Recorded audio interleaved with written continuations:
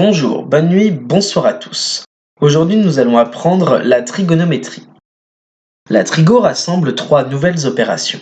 Ces opérations, appelées cosinus, sinus et tangente, font le lien entre un angle aigu et deux longueurs du triangle rectangle. Donc, il nous faut un triangle rectangle.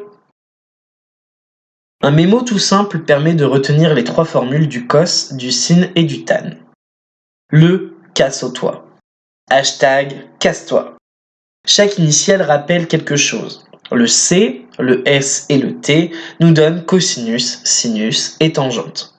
Les autres lettres sont pour les côtés du triangle, adjacent, opposé et hypoténuse. Donc, les formules sont... Expliquons ce qu'est adjacent et opposé. Dans le triangle NRJ, qui est bien rectangle, on met en lumière l'angle R. On sait bien que RJ est l'hypoténuse, mais les autres? L'adjacent est le côté où il y a l'angle droit et l'angle utilisé. J'insiste sur le « et ».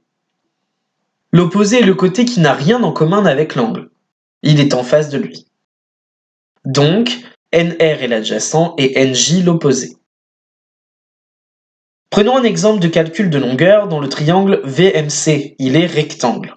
Donc, pensez à noter sur vos feuilles qu'il est rectangle. Ok ?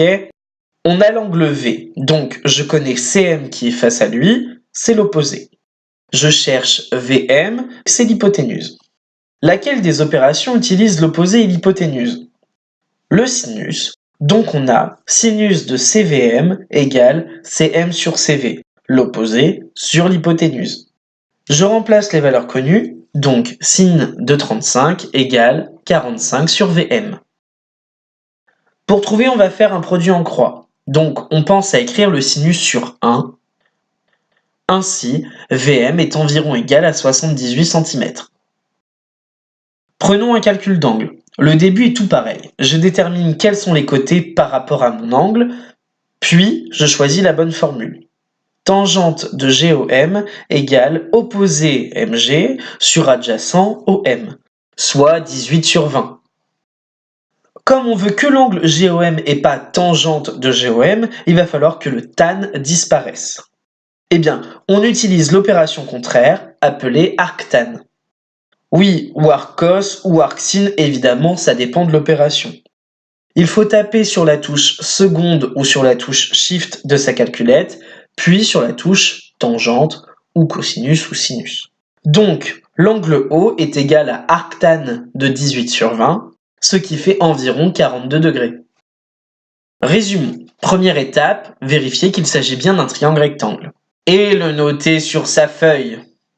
Deuxième étape, en faisant attention, noter les côtés adjacents, opposés et hypoténuse qui sont utiles sur la figure par rapport à l'angle donné ou à trouver. Troisièmement, en s'aidant du mémo casse-toi, écrire la formule correspondante. 4. Si je calcule une longueur, j'écris le cos ou le sin ou le tan sur 1 pour pouvoir faire un produit en croix. Si je calcule un angle, j'applique l'opération inverse sur le quotient des longueurs. Lâche un like si t'as compris et abonne-toi.